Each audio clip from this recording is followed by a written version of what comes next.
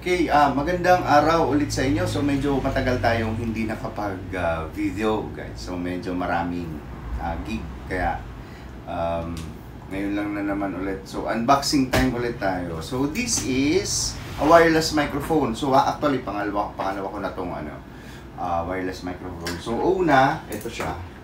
Ito yung una. Joson Mount Everest version 4. Ayan. So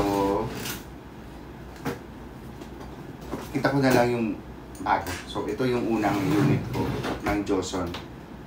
Mount Everest version 4. So, ayan. So, galing siya sa actually, first time kong umorder dito sa seller na to, King's Treasure. Ayan. King's Treasure from Lazada. Through Lazada pala. Sorry. So, ayan yung box niya.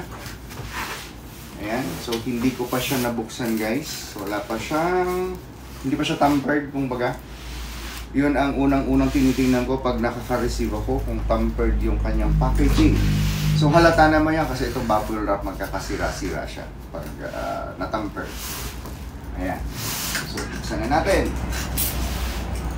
So okay naman guys yung yung itong Joson na wireless microphone. So tested ko na rin kasi ito dito. Base dito sa nauna na unit, naka ilang gig na rin yan.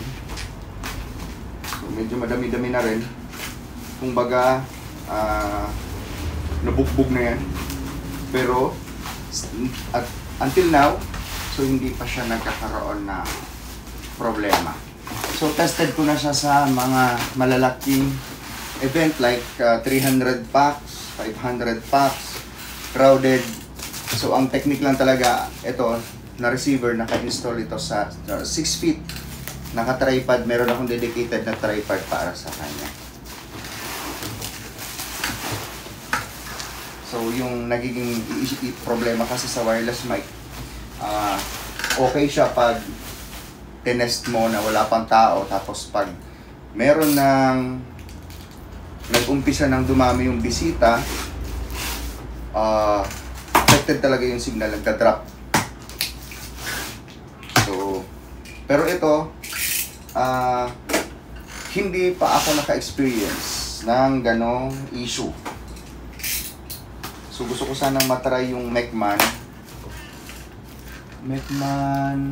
Nalimutan ko yung model, yung MCV 100 yata yun, kung di ako nagkakamali. So gusto ko sanang matry, kaso yung availability, ang sabi sa akin ni Mecman, April 30 pa ang dating galing dun sa ibang bansa. So makakapag-distribute siya nasa May na siguro, baka makita niya ako mga second week pa. So hindi aabot dun sa upcoming event ko, kaya ito na lang, another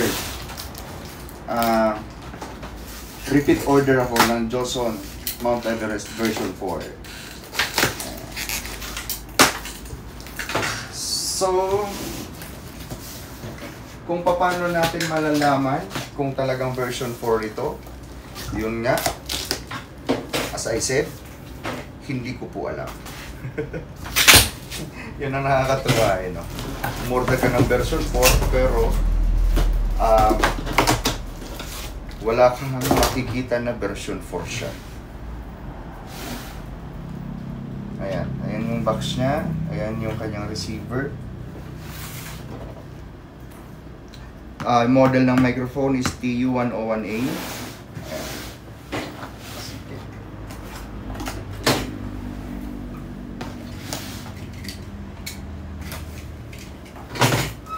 So I am expecting na meron din siya, naka-turquoise din siya. Katulad ng aking, yan, naka-turquoise nga. Naka-turquoise din. Lahat naman siguro naka-turquoise. Liban na lang dun sa mga ibang model na medyo mababang price. Hindi naka-turquoise, ayan, meron din siyang turquoise. Bagong-bago guys.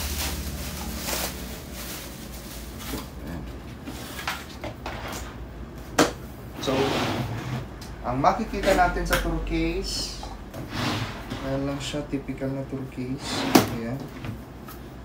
Plastic. May footing. Plastic footing, hindi siya rubber. Meron din dito. Rubber footing siguro yan. Okay. Buksan na natin. Yun. Ang unang makikita is yung kanyang manual. Ayan. May pa-sticker. Wala ito dun sa una kong binili. Meron siyang pa-sticker, I love Joson. And then, ito yung kanyang receiver. Ayan.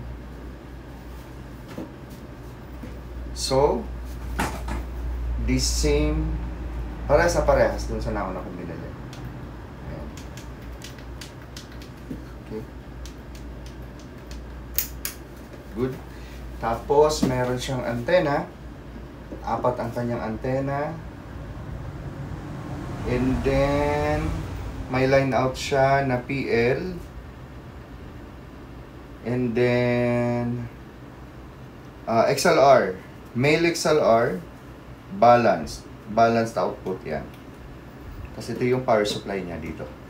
Ang power supply niya is 12 volts. 12 volts to 16 volts. Okay. Next, pag tinanggal natin to, nandito na syempre yung kanyang microphone. Ayan. So may kasama siya, syempre, power supply. Ayan. And then, ito yung kanyang libreng foam. Balik natin. Actually, hindi ako gumagamit ito, guys. So po, dapat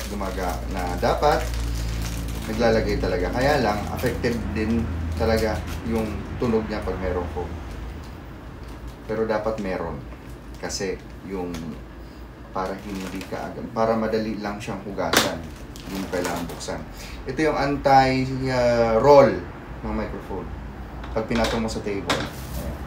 Meron siyang kasamang PL cable. Male plug. 6.5 mm. Meron siyang testing batteries. Ayan. So, hindi ako gumagamit nito kasi meron akong rechargeable na mga Eneloop batteries. Pero for sinasama nila kasi to battery para matest ka agad ng customer. Ito yung kanyang microphone, guys. Ayan. Uy, may bago. Yung foam mukhang may kulay. May reddish siya. Tingnan natin. Reddish. Sabi ko na. Orange. Sorry. Color orange siya, guys. Maganda siya. Hindi ko matanggal. Ito ba sa camera?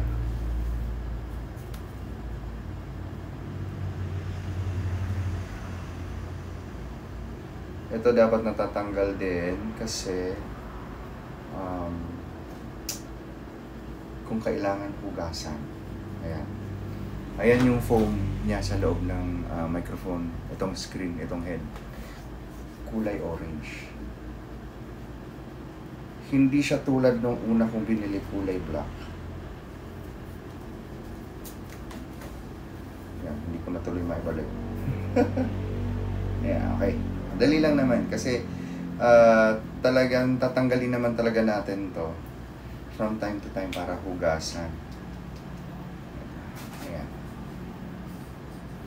So yung ano niya, yung capsule, meron siyang kaunting movement. Ayan. Okay. Meron siyang kaunting movement para sa handling noise siguro, para maiwasan yung handling noise. So ito guys, ano siya? Metal. Metal ang housing niya, hindi siya plastic. So, ayan. Okay? Ano siya? Metal. Aha, sige. Test na, lagyan natin ng battery para makita ko sa inyo yung display.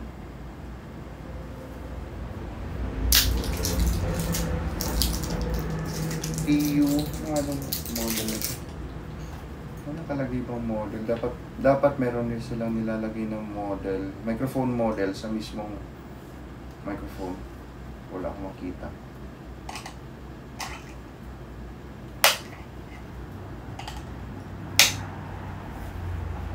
So, ayan. Long press lang. Long press. Ayan. So, ayan yung kanyang tsura ng kanyang display. So, meron siyang, ang makikita dito is kung anong channel siya and then status ng battery. Okay.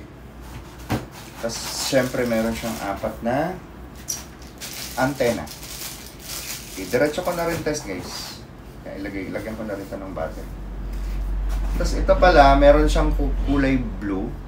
So, pag medyo dark yung lugar ng ano niya, ng ilaw, madali makita yung ano, yung ilaw niya. Pag dark yung medyo madilim yung place. Pero pag masyado maliwanag, hindi mo siya makikita. Kaya yung iba naglalagay ng reflector sticker dito sa dulo.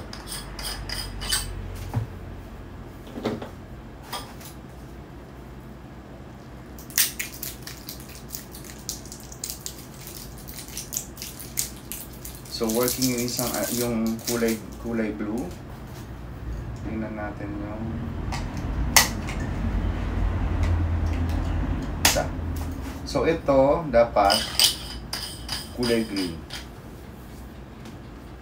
Ayan. Hindi pala siya long press. Long press pag i-off. Ay, ayaw din. Pag ganun. Ayan. And then pag i-on, single press lang pala, sorry. Ayan. So, nakaset ito sa 599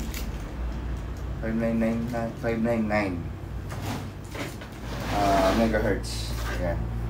So, itry na natin. Isaksak ko na rin to. Kabit ko lang yung kanyang antennas. Asan yung dalawa? Ayan. So, pag bago, lagi kong nilalagyan ng plastic. Pero nung medyo tumagal-tagal na, nakakatamad na ilagay sa plastic, kaya nilalagay ko na lang dyan. Ganun talaga yun. Ganun talaga, guys. Pag bago, nilalagay pa sa plastic lagi. So, kabit lang natin. Yung kanyang antena is may nakalagay. May nakalagay sa kanyang antena na ilan to? 570 to 640 megahertz. Ayan.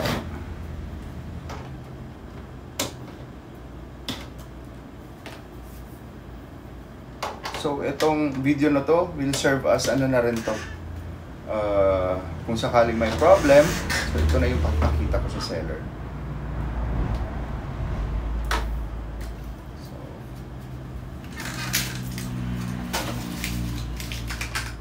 Power. Saksak na rin kasi yan sa amplifier, guys. Ito yung kanya.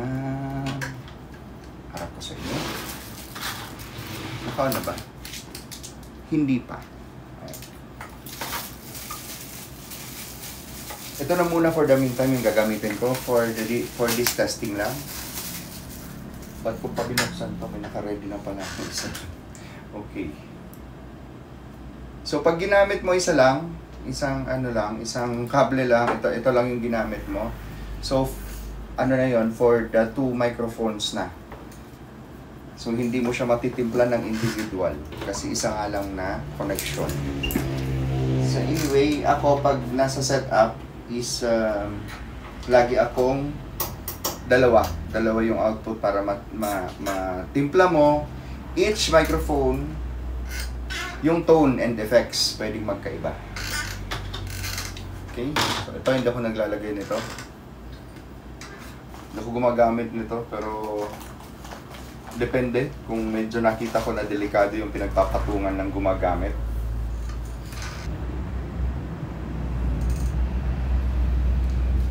Okay, switch on muna natin pala. Ayan. So, yan muna sa initialization and then mag-turn orange siya. Ayan. Tapos, pag nag-connect na, mag-blue ulit. So, ang kagandahan nito, guys, meron siyang battery status. Itong nasa gilid na to, battery status. Kaya, makikita natin kung ano na yung battery status ng mga handheld. So hindi natin kailangan tingnan or maghintay na lang tayo na mawalan siya ng signal bago natin malalaman na lobat na pala yung battery niya. So meron dito, makikita natin sa tech booth mismo, ayan, battery indicator, and then ito yung kanyang frequency, 599, 629 yung isa. Ayan. So test na natin. Hello. Yung speaker ko pala nandito na sa likod. So kaya alalay lang ako sa volume, hindi ko siya lalakasan kasi baka mag-feedback. Hello, sound check. Check. Hey, sound check. Ayan. Okay din naman. So hindi siya ganong ma-feedback na microphone. Hey, sound check. Napaka ganda rin naman. So sulit na to guys sa mga events natin. Hello, sound check. Clear naman yung signal. Okay? Hindi rin talaga siya ma-feedback kahit nasa likod mo lang yung speaker. Ayan lang yung gumagana. Yung kabila, hindi ko naman kinabit. Galing lang talaga sa gig. Kaya hindi ito nakaset up yung nasa likod ko. Ayan. So medyo naging busy talaga this past few days. Maraming kadalasan biglaan na event. Ayan. So ayan yung kanyang off na natin. Tapos ano tayo. Ayan. So, same lang siya guys. Ito yung ating luma. I-pick up natin. Pakita ko sa inyo yung luma. Nakailang events na ba to? More than 10 na. More than 10 events na siya. Ayan. So, maalikabok na siya. So, comparison. Ayan. Parehas na parehas. Kaya, pero parehas sila, walang nakalagay kung anong version. So ito yung sinasabi ko na ano ba yan? Ayaw. Matigas. Lilinisin ko pa naman. Itong luma ko, yung una kong binili, kulay black ang kanyang foam. Kulay black. Ewan ko kung makikita, pero kulay black siya. Ito yung una kong nabili. Tapos, ang isang nahalata ko dito, meron ng kalawang. Nag-uumpisa na siyang kalawangin. So, siguro advised pa din, meron dapat laging ganito. Para pagkatapos gamitin, tatanggalin, bago mo itago. Tapos ito, wobbly na siya guys, nag-wobble na. Ayan o. Hindi ko alam kung pwede lang itong higpitan kasi may nakita naman ako ditong tornilyo. Ayan o. Baka lumuwag lang, dalawa. Nag-wobble na siya. Gumagalaw. Ayan. So try ko lang higpitan. Naipagkuha nga nung nung maliit na Phillips screw dyan sa toolbox sa ibabaw. Yan hanapin mo na lang maliit na screw para nakita natin. So meron siyang dalawang Phillips screw sa gilid.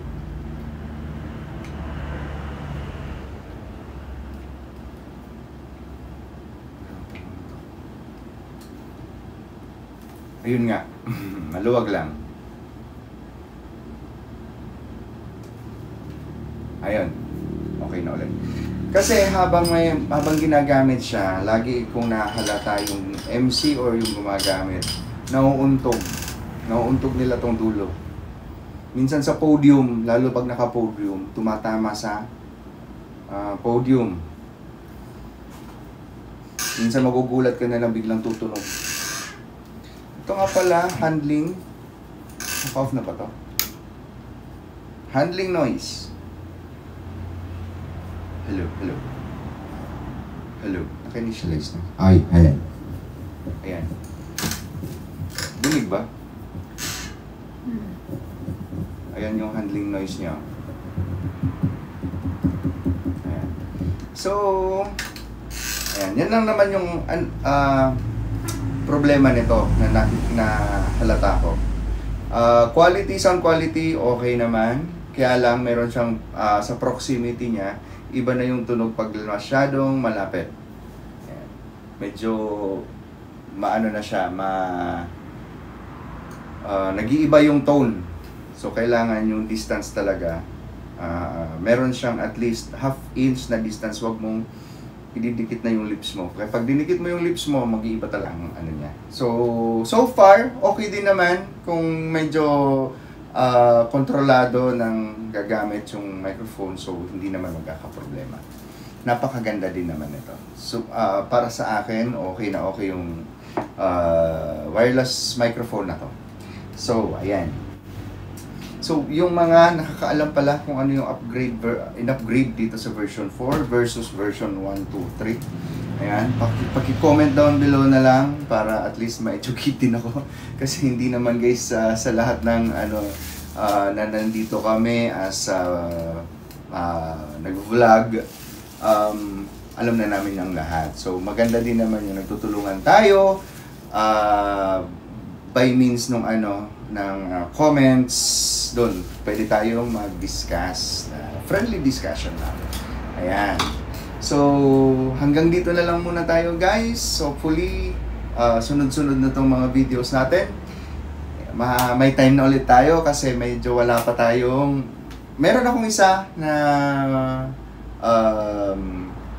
schedule pero yun, wala pang sunod-sunod. So, hindi tulad ng mga nakaraang araw talagang daily, halos daily. So, mabakante lang isang araw, dalawa, meron na naman ulit. So, ayan. Kung umabot ka dito sa video na to, please consider to subscribe guys. And then, paalam pansamantala. See you in my next video. Salamat.